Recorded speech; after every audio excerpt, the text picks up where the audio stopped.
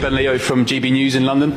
We have lots of Iranian activity in the UK connected with the regime here in Iran. Why is it in Britain's interests and the West's for this regime to fall? Right. Well, I'm glad you asked the question, because in fact one of the topics that I raised in some discussions I had the last time I was in London with former prime ministers was exactly to explain to them the mapping of every instrument that the regime is using under Khamenei's direct supervision through so-called centers through which they antagonize British citizens and, of course, many of those sleeper cells that you indicated.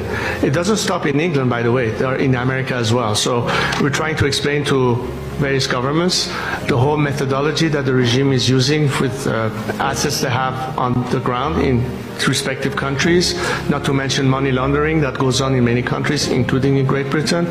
So there are many ways that they can push back against that and protect not only the citizenry of whether it's Great Britain or America, but in what way it connects to why we need to do that ultimately, by putting an end to the regime.